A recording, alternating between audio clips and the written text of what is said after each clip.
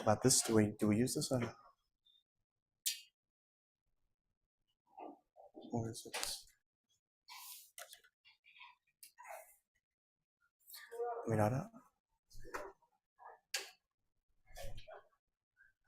I'm fine with that, I think.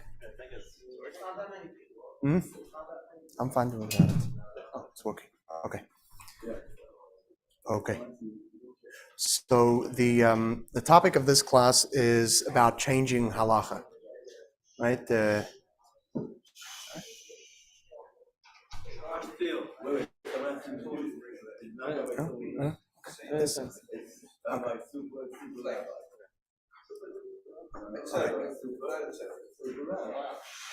Okay. So in the previous classes, we discussed the various categories of the Torah shbaal of how we develop our halachas. The written Torah, obviously Torah shebechsav, received halachas, derived, legislated, custom, etc. Went through them in detail. Today, we're going to talk about is changing halacha. Is it possible to change halacha? Which areas of halacha might that be possible? And if so, how is that actually done? Who and how can that be done? So the learning exercise number 1, which is on page 156, asks you to just take a minute to quickly go over the categories of the Torah shbaal peh, and whether you think it's possible, should we have the ability to change the halachas that belong to these categories. So just a minute, I'll get for that.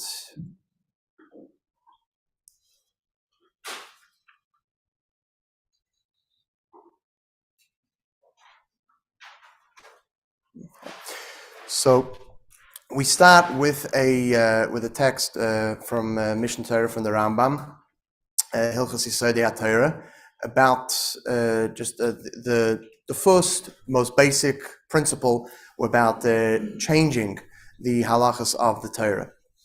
So I'll read it in the English. It is clear and explicit in the Torah that its commandments remain forever without change, diminishment, or addition. As it states, you shall be careful to perform all these matters that I command. As what God revealed to us is for us, that we are commanded to fulfill all the Torah's directives forever. It also says it is an everlasting statute for you all your generations. So this is a pretty clear statement, at least of the basic principle, that all the mitzvahs of the Torah are eternal, and there can never be any change, not in the direction of adding towards the Torah, nor the reverse of subtracting.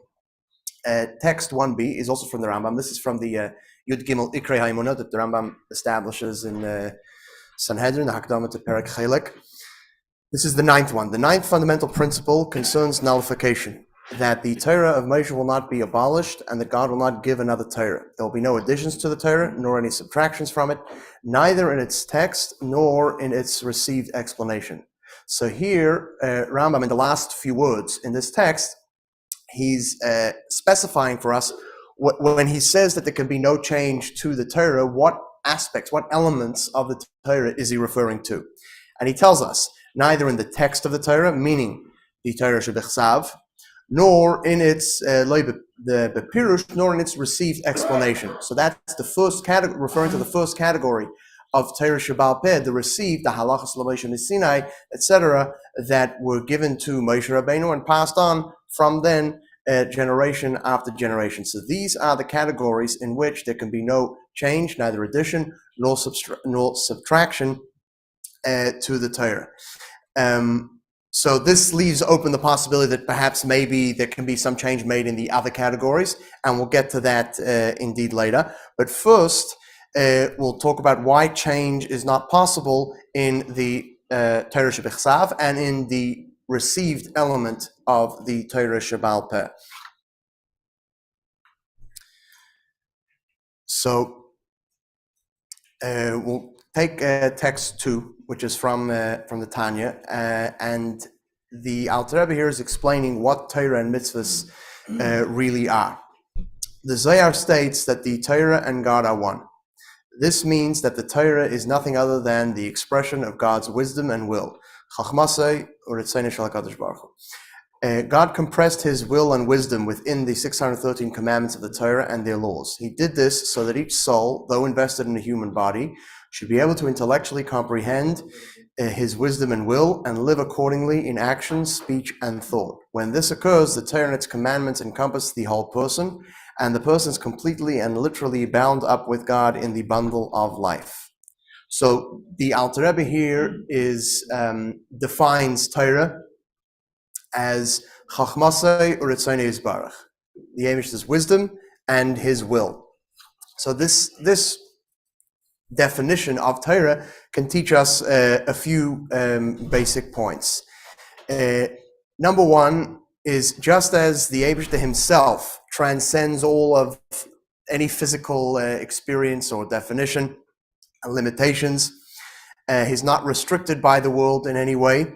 So similarly, also, Chachmasei u'ritzonei, his wisdom and his will, which are one, they're a part of him, they also transcend the physical experience, and they exist independently of the world that we live in. So the notion that Hashem's mitzvahs, that they were only relevant in the year 2448 when they were given on Har Sinai, but now maybe something else is needed. That is untenable, because the mitzvahs are the Eibishter's chachma and his ratzon, and like the Eibishter himself, that can't change.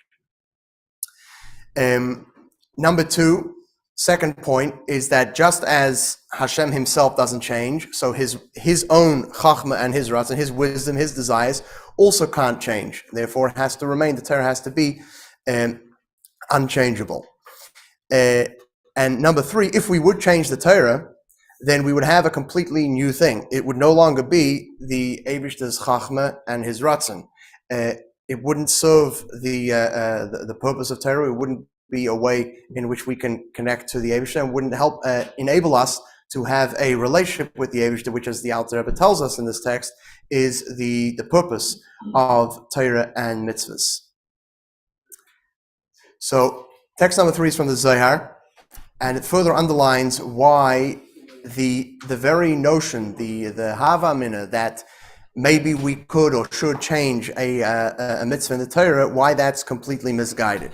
Text number 3. When God resolved to create the world, he looked into the Torah, into its every word, and fashioned the world accordingly. So before the Eibishter created the world, looked at the Torah. The Torah is the basis, the foundation for the creation of the world. And it's often this is translated, and people say the Torah is the blueprint for the world.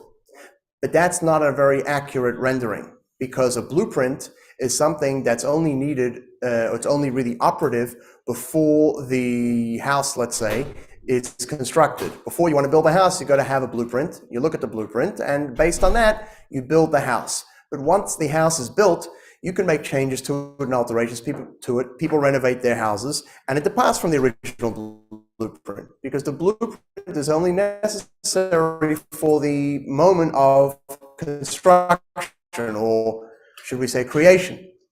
When we're talking about the world is created, it's not created in such a way that it's a one-time creation, and after that it's operating on its own. At every given moment of existence, Hashem is actively creating and recreating the world and everything with it. So, as a metaphor, a blueprint is not the right metaphor. Much better is a code for a computer program, or let's say a website. What you see on the screen, the banners, the colors, the shapes, and everything that's happening on the screen is the result, an expression of something that's written in code. If you look at the code, all you're going to see is a random scramble of numbers, letters, and images. But the computer translates that and processes it into images, colors, shapes, etc. If at any time something in the code changes, then immediately the display on the computer is going to change as well. The display is always at all times dependent on what the code is telling it. So if we're asking, can Torah change? Can the mitzvahs of the Torah change? What we're asking is it possible that the world, as it is in the year Tavshin Pei Beis, perhaps it's no longer in sync with the mitzvahs of the Torah that were given a few thousand years ago? Now that's an untenable argument. It's like asking, is it possible that what my computer screen is showing, that is out of sync with the code of the programming? It's not possible. There can never be a discrepancy between the display on your screen and the program and the coding that is controlling it, because the display is always reliant on the code. There's no global warming, right? Sorry? There's no global warming, right? You have to be sick, you cannot change. So that's a much better metaphor for the relation between the Torah and the world. So that's why on the basic level, certainly when we're speaking about the Torah Shebechsav, Torah and mitzvahs, there can't be any change. It's not possible for there to be a discrepancy between Torah and the world, because the world is always, at all times, a reflection of the Torah. Now, we could ask, so let's accept we are not able to change the Torah and mitzvahs, but what if Hashem himself were to change his mind? For example, through a Navi. A Navi is someone who relays to us Hashem's ongoing guidance. So what if a Navi tells us to change a mitzvah? Because text number 4 tells us that there is a mitzvah. God will set up for you a prophet like me, meaning like Moshe, from among your brethren, and to him you must listen. So you have to listen to everything that a Navi says. Now, how do we know whether someone is a real or a false prophet? So first of all, the Rambam lists many qualifications that a Navi needs to have. It needs to be a very spiritual person without a Yetzer Hara and no selfishness, and spend his time achieving dveikus, communion with Hashem. And that those are preconditions, and then such a person comes and tells us about a nevuah that he received, then we need to listen to it if he's able to withstand and pass tests that we put him through about his abilities to predict the future. So let's say we've got a prophet, a Navi already established. It's filled all the criteria and is a proven Navi. Can such a person tell us to violate a halacha or mitzvah of the Torah? Text number 5, so again from the Rambam from Mishnah Torah. If a person will arise, Jew or Gentile, and perform a sign or wonder, and say that God sent him to add a mitzvah, withdraw a mitzvah, explain a mitzvah in a manner that differs from the tradition received from Moshe, or that the mitzvahs are not forever, but were given for a limited time, this person is a false prophet. For Hashem instructed Moshe that this commandment is for us and our children forever.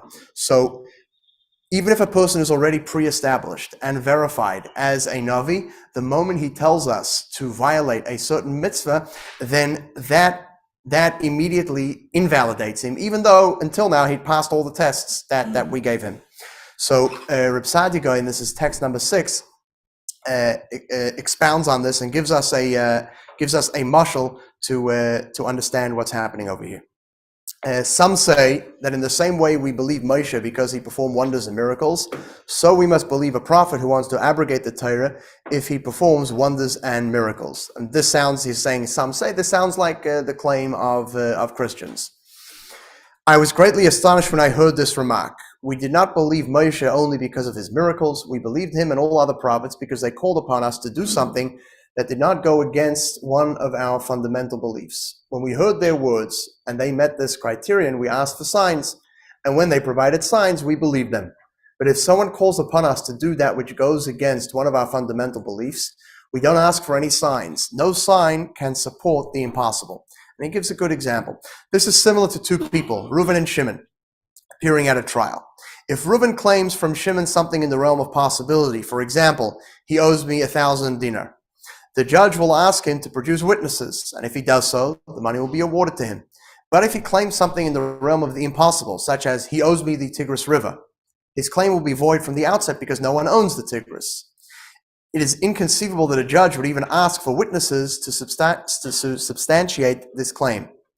So it is with anyone who claims to be a prophet. If he tells us, God commanded you to fast today, no, that's neutral. It's not against any mitzvah of the Torah. We ask him for signs, and if they're realized, we believe him, and we fast. But if he says, God commanded you to commit adultery, or to steal, or any other aver, we shall not ask him for a sign, because he's told us an impossibility, something no true prophet would say. So, when proof is only good for something, only valid for something that's in the realm of being possible to begin with. So changing the laws of the Torah is a non-starter. It's a straight up impossibility. So no matter what proof a person gives you that he is authorized to do this and he's a Navi, and whatever signs, miracles he presents is not going to help, because his claim, is the premise of it is just a non-starter.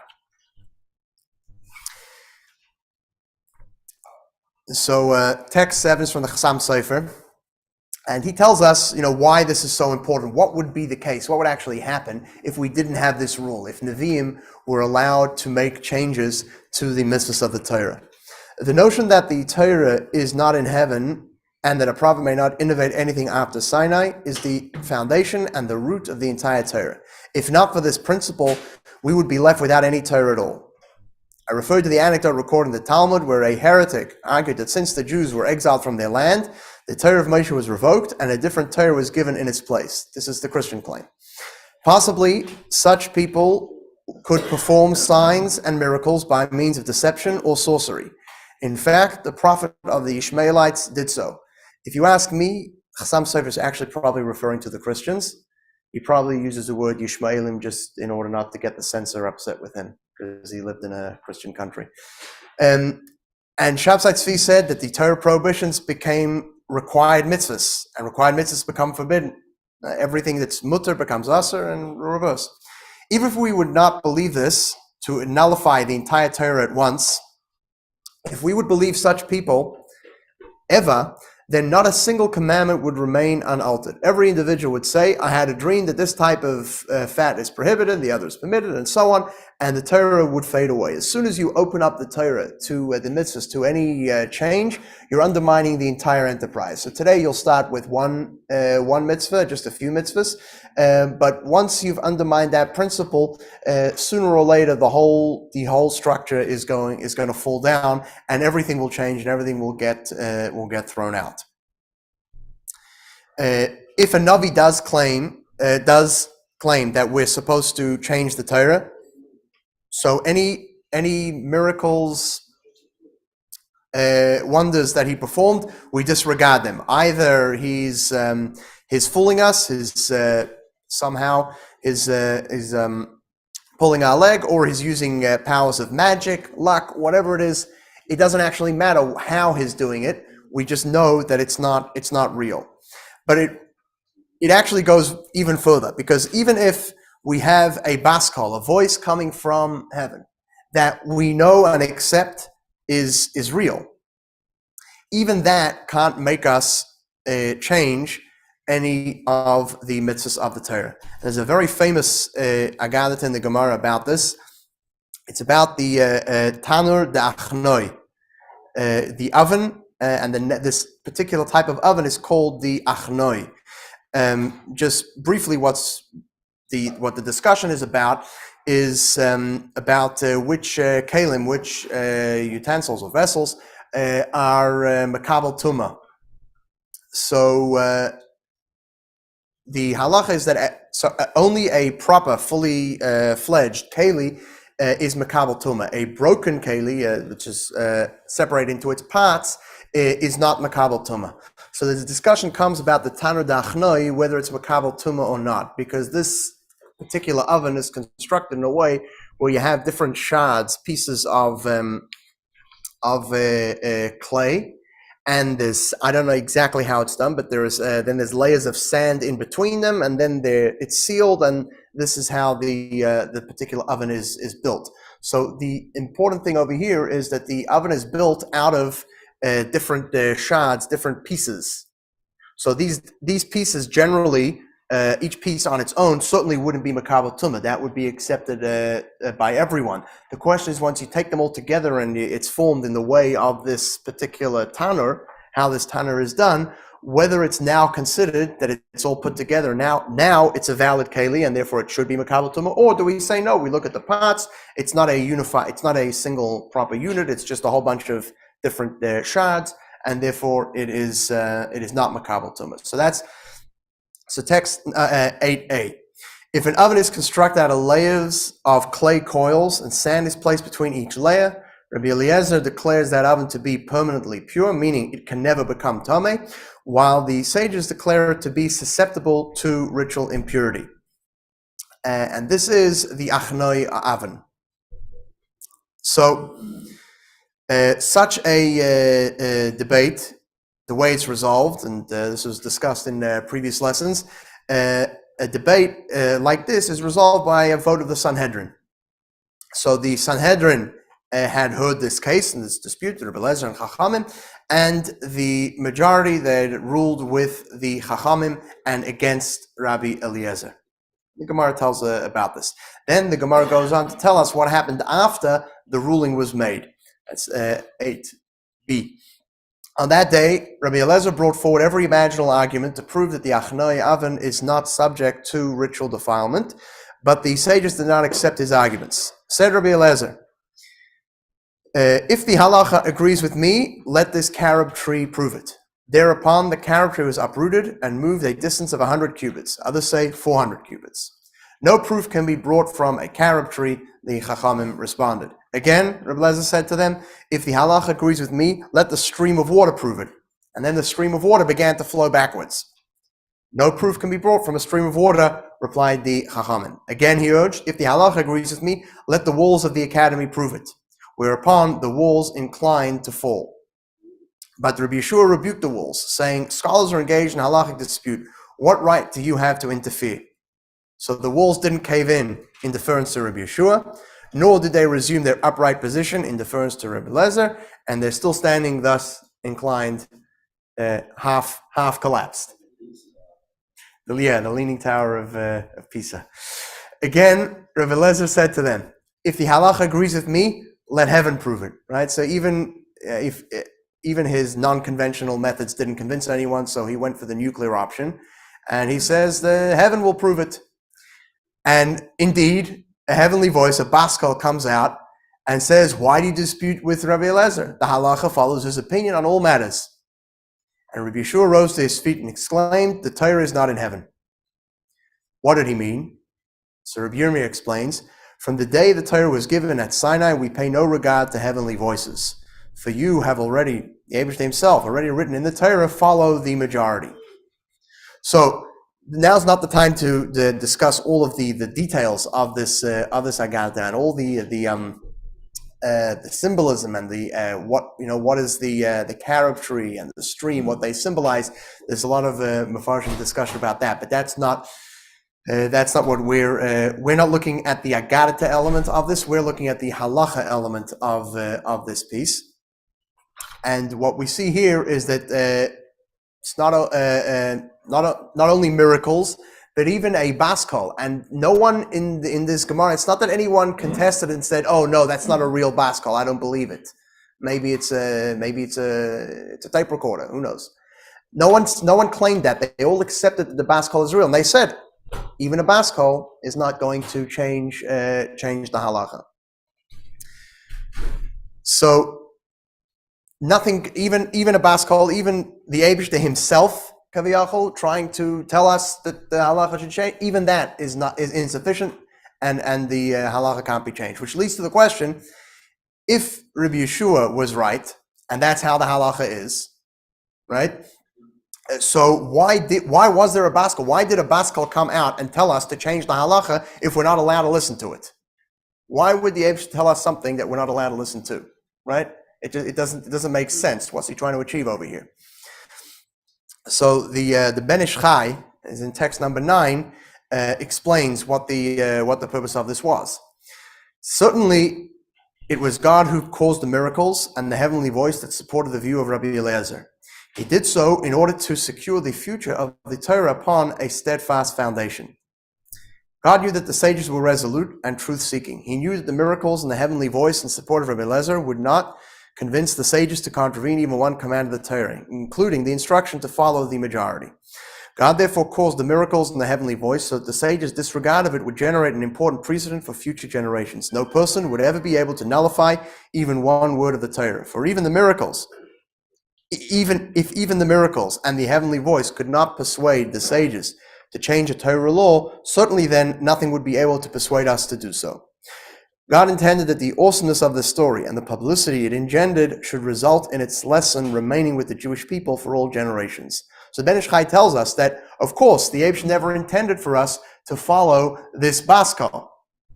There's a rule. There's a process that's followed, and once the decision is made, following the majority, that can't be changed.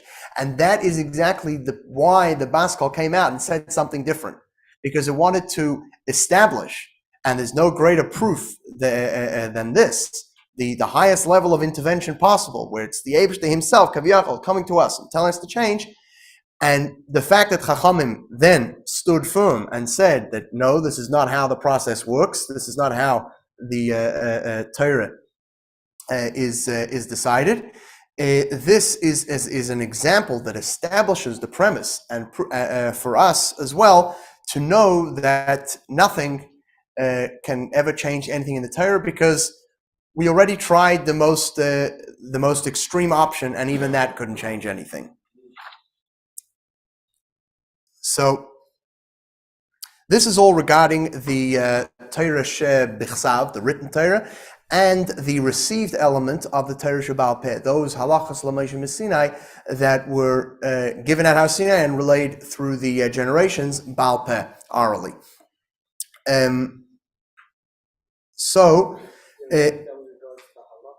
Sorry, what? Yes, but it was a halacha that was decided. But it was decided by the Sanhedrin. There was a machlokes over there about how to learn the halacha from the psukim, and the process then is that it's the Sanhedrin decides, and once the Sanhedrin decides, it becomes acharab mahatis. So before that, sorry. This is all what we said until now is about a permanent change to the Torah, saying that mitzvah X is no longer operative, or that there is now a new mitzvah that wasn't a 614th mitzvah. We got a new one. So that is what we've been saying, that's not possible. But it is possible for a true and established Navi to make a temporary suspension of a mitzvah. Text number 10 from the Rambam tells us about this. When people have already established themselves as prophets instruct us to violate one of the mitzvahs of the Torah, or many mitzvahs, no matter their severity, but only for a limited amount of time, it is a mitzvah to listen to them. We have learned this from the earlier sages who transmitted this received law. Hearken to everything a prophet tells you, even to violate a precept of the Torah, like Eliyahu did on Mount Carmel.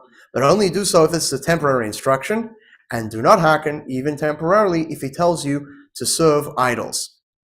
So the story of Eliyahu and Har Carmel is well known, where you had there were people, self-proclaimed prophets of the Baal, and Eliyahu called them to a debate, and he said that they'll put their animal on the altar, the mizbeach that they build, and I'll put mine on, and we'll each ask our gods to bring down a fire miraculously to bring up this sacrifice, and whoever wins, this is the real God. So the Nevi Habal tried and they failed, and Eliyahu tried and he succeeded. Now the problem over here is that what Eliyahu did is not allowed. He's offering a carbon on a mizbeach outside of the Beis Hamikdash. So the explanation for that is that Eliyahu he's an established Navi, he's a prophet, and he's not nullifying the law. He's not saying that the Torah said that a carbon can only be brought in the base of Mikdash. I'm telling you that from now on, you can bring it outside. He didn't say that. All he said is that for this specific case, on this specific instance, I have an instruction temporarily that as a once-off, I'm supposed to do this. And if that's the claim of the Navi, then that is valid and that is accepted. Of course, if indeed he's a proven and established Navi. There are other examples of this in the Navi. Elisha told when there was a war with Moav, so he told them to uproot all the trees, even though there's a mitzvah in the Torah that says you're not allowed to do that. So again, he didn't say that mitzvah has been canceled. All he said is, in this case of this war, there's been an instruction, nevertheless, to uproot them. And then, in such cases, we listen to the Navi. There's one exception that can never be violated, one mitzvah, even temporarily, and that is idolatry, avodah zarah. If a Navi says that avodah zarah should be done just once by one person on one occasion, that already is too much. The avodah zarah is such a cardinal, such a basic, the most basic principle of the Torah that can never be changed, not even temporarily, as a once-off. So the authority to be to suspend a mitzvah as a temporary measure is not only for a Navi, it also applies to a Beis Din. Text 11. If a Beis Din deems it appropriate to temporarily suspend a positive or negative commandment in order, why would they decide to do such a thing? There's got to be a good reason. In order to bring many people back to the Jewish faith or to prevent many Jews from committing various transgressions, they may do whatever is necessary at the time. Just like a doctor amputates a person's hand or foot so that the person will live, so too at times the court may rule to temporarily violate some of the mitzvahs to preserve overall mitzvah observance.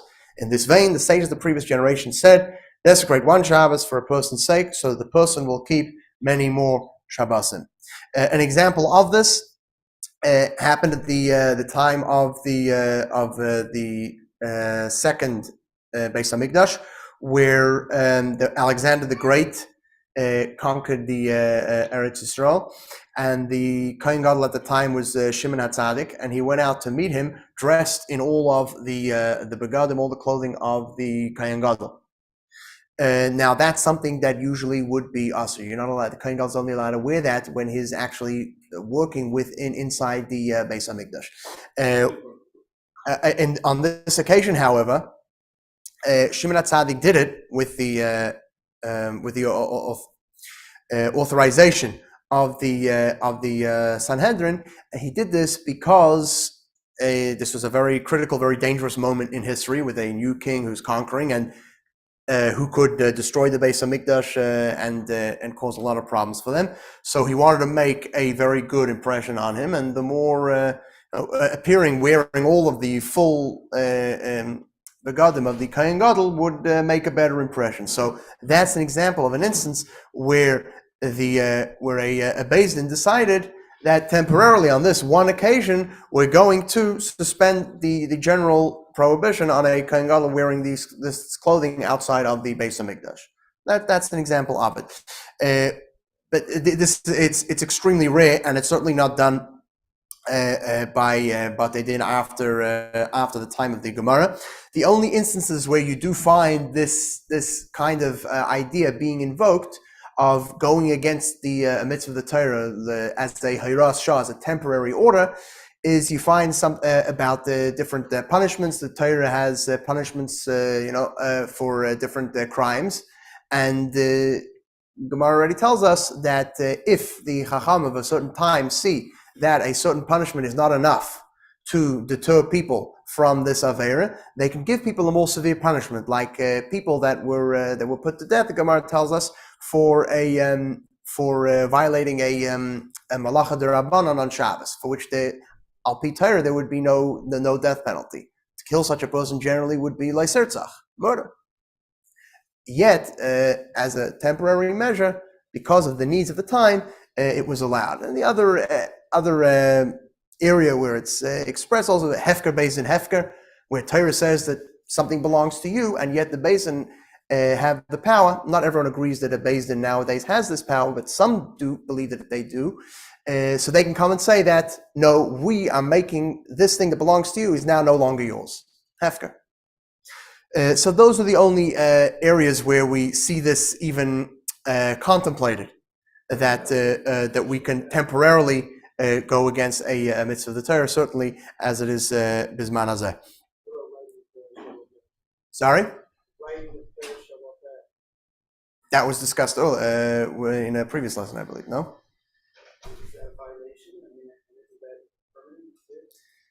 It was discussed previously, the Eis Lasis Lashem, the different reasons for why it was allowed. So there is one type of a law that Chachamim do have the authority to permanently override, and we know about this because we do it every few years. Mitzvah minat Torah to blow the shofar on Rosh Hashanah. If Rosh Hashanah falls out on Shabbos, we don't blow the shofar. How are we able to not blow the shofar? It's a mitzvah from the Torah. Because Chachamim made a gzeira, they're concerned that if you're going to blow the shofar on Shabbos, on Rosh Hashanah that's on Shabbos, you're going to carry it. So they said, don't blow. This is against the mitzvah of the Torah. Torah says to blow, and they're saying, don't blow. And it's not a temporary thing. It's not just for 1 year. It's forever. We're doing it till this day. So text 12 tells us about this. According to biblical law, it is permissible and obligatory to sound the shofar in Rosh Hashanah even when it falls on Shabbos.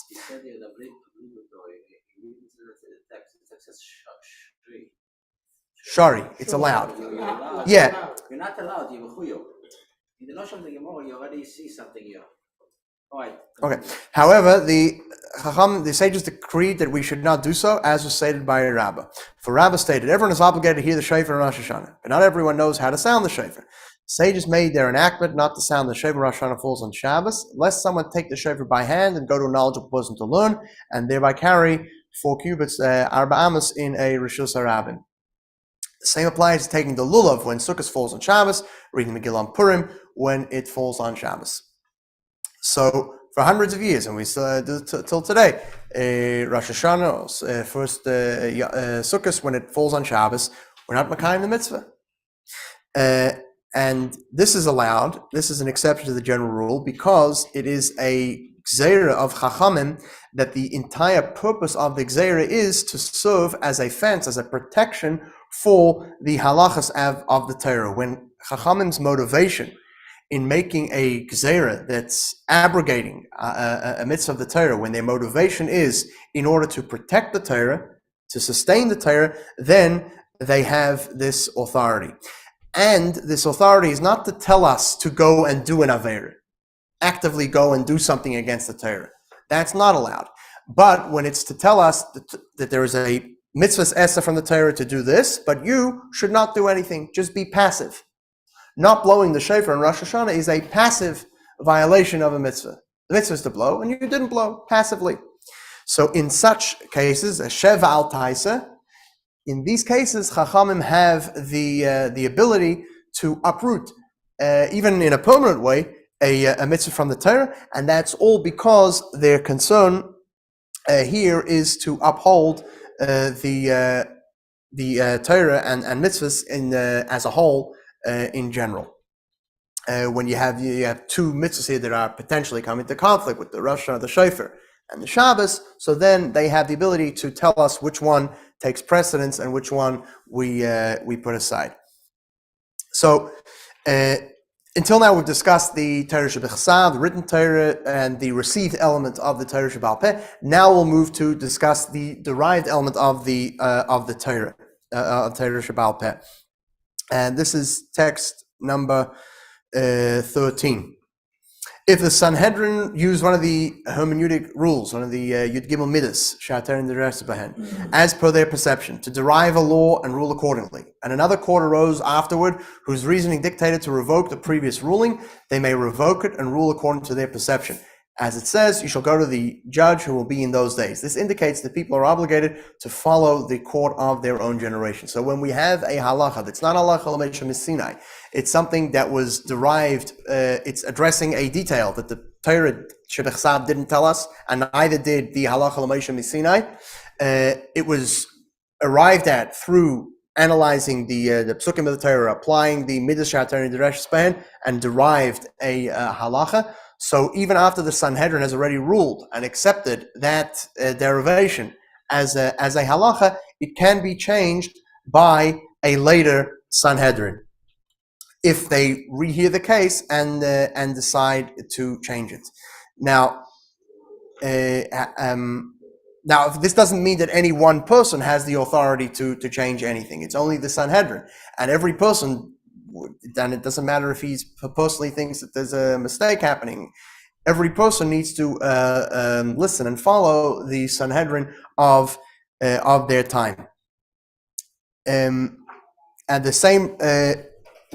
Nowadays we don't have a Sanhedrin, so therefore this whole thing doesn't exist. It's not even a possibility. But in the times of Sanhedrin, and we'll see later, in the times when Mashiach comes and the Sanhedrin is reconstituted, it will be possible to do this.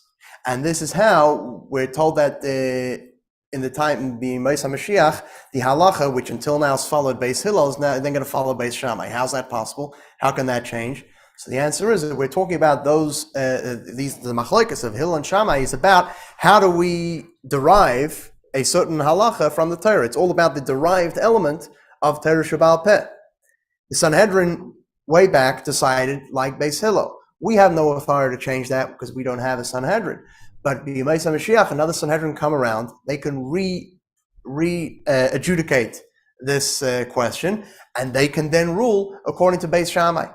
And that's something that will be possible when Mashiach comes.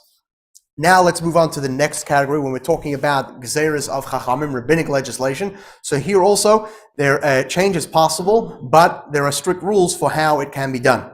Text 14. If the Sanhedrin issued a decree, instituted an edict, or established a custom, and this practice spread throughout the Jewish people, this is discussed earlier, that Gezer needs to be accepted by the people in order to have force.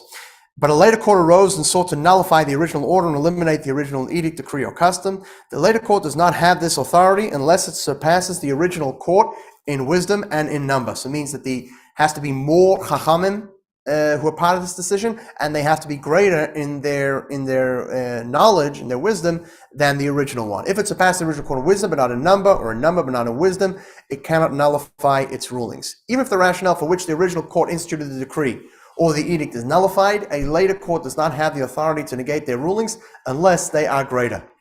How is it possible that the later court should surpass the original court in number, considering that every Sanhedrin consists of 71 judges?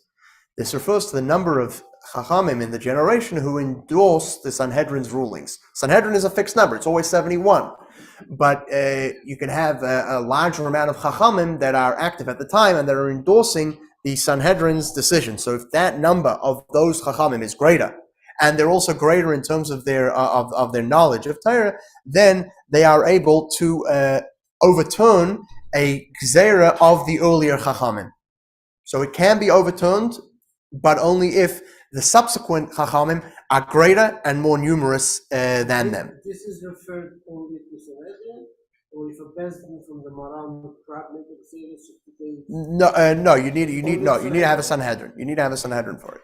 So, an example of this is how the either a Sanhedrin, or at least if it can be done not by a Sanhedrin, then it would need to be done by with an acceptance of all of the people, because learned earlier that something that all of the Chachamim and the people agree to has the same force as the Sanhedrin. So an example of this is the 2 days of Yom Tov.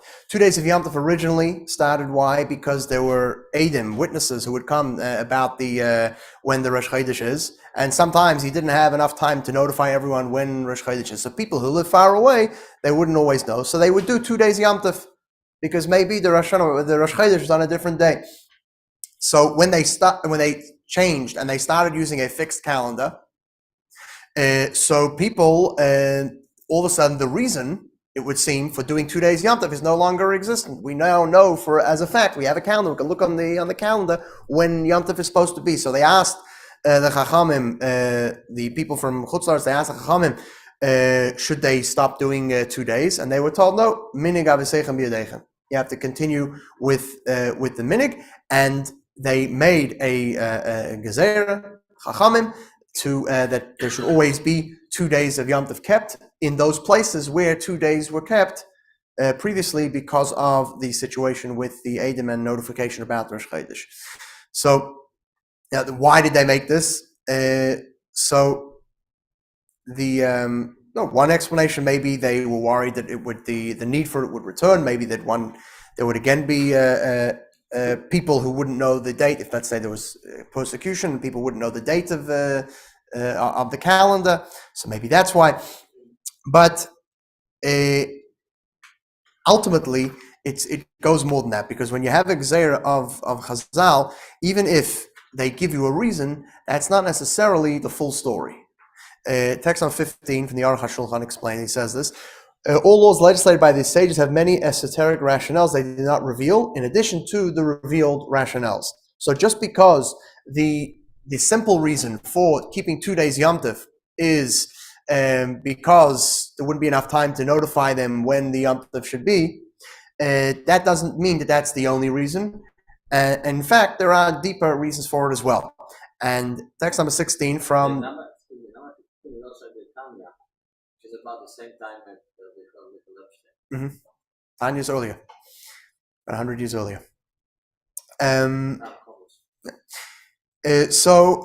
Text number 16 from the Tzemach Tzedek from Derech Mitzvah Secha tells us about this exact halach about the 2 days Yom Tov. He tells us that there's a whole other reason for it, al pi Kabbalah, for keeping 2 days Yom Tov. With regard to the second day of the festivals, that in Israel they celebrate 1 day, whereas in the diaspora they celebrate 2 days. We shall understand this based on the writings of Rabbi Moshe Cardovero in his work Oir Nerav. He writes that the world at large, because of its coarse nature, cannot assimilate the light and energy of the festival in 1 day in the way that the land of Israel can. Meaning, every festival consists of a revelation of supernal sanctity that transcends time. This is the reason for the festival. The land of Israel, a land that God seeks, a land close to godliness, a land of lofty and pure nature, can process this illumination in 1 day. In the diaspora, however, 1 day is not sufficient to receive this illumination, because the diaspora's connection to God is more distant. The diaspora requires 2 days to process what Israel could process in 1 day. So here you have a whole completely different reason. That the reason why in Eretz Yisrael you have 1 day and Chutz La'aretz 2 days is not because of Edom coming and they're going to let you know or not let you know. That's the simple reason. But there is a deeper reason, and that is that in Eretz Yisrael 1 day is enough to accept and to absorb this kedusha of the Yom Tov. But in Chutz La'aretz, where things are much more coarse, less refined, you need 2 days to achieve the same effect, and that's why. Just interestingly, where this exact piece comes up is the question of someone from Chutz La'aretz who is in Eretz Yisrael. So if anyone here spent a year or two in Yeshiva in Eretz Yisrael, this comes up every year, Shavuos, right? How many days Yom Tov are you doing? 1 day or 2 days? And it's always different. And there's debate among Rabbanim, among Lubavitcher Rabbanim, what you're supposed to do. And the reason is because of this. It comes down to this point where the Alter Rebbe in the Shulchan Aruch. Sorry?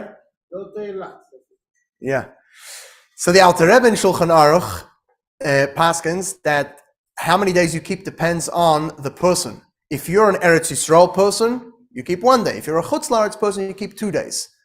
So if you are a foreigner, you're an American, but you're spending a limited amount of time in Eretz Yisrael, you're still an American person, you're still a Chutz La'aretz person. So then, according to the Shulchan Aruch and the Alter Rebbe paskins like in the Shulchan Aruch, then you're supposed to do 2 days, because that's who you are.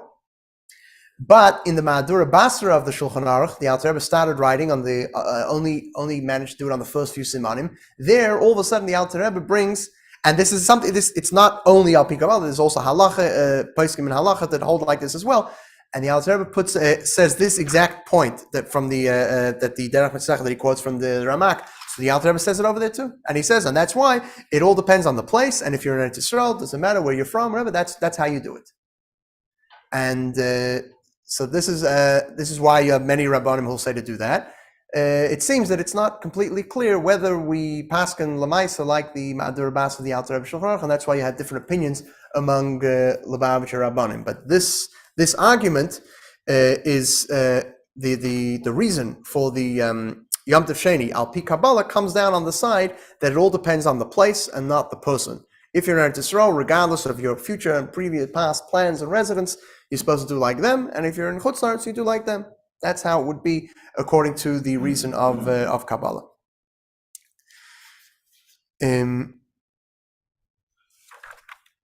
Okay, so this really explains to us why it's so complicated, and it's such and that a Beis Din, in order to, because you see something interesting over here, when it comes to changing a halacha from the Torah shbaal peh that's derived, right? That the Chacham derived it from the psukim itself, using the Yud Gimel Midrash HaTorah and Dreshus behind. There we said, how is it changed? You need to have a reconvening of the Sanhedrin. The earlier Sanhedrin paskened one way. Reconvene the Sanhedrin, they'll rehash the case, and if they come to a different conclusion, then the halacha will change. There's no added requirements. When it comes to changing a halacha, of Chazal, there we find it's not enough that you need to have a reconvening of a Sanhedrin of another whole body. There's two added conditions. There needs to be, the new body needs to be greater in Chachma and in number. They need to have more people. So it turns out that it's actually harder. The rules for changing a Gzeir of Chazal are harder than the rules for changing a halacha of Torah shbaal peh from the Yud Gimel Midrash HaTorah and Dreshus behind. And the reason for this is because the Gezeiros of Chazal,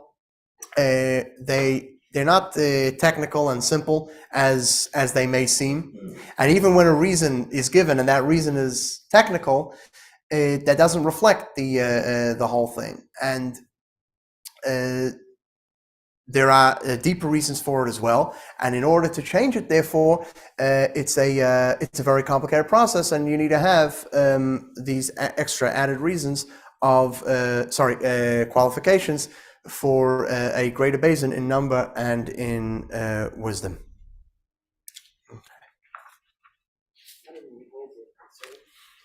Oh, we're early.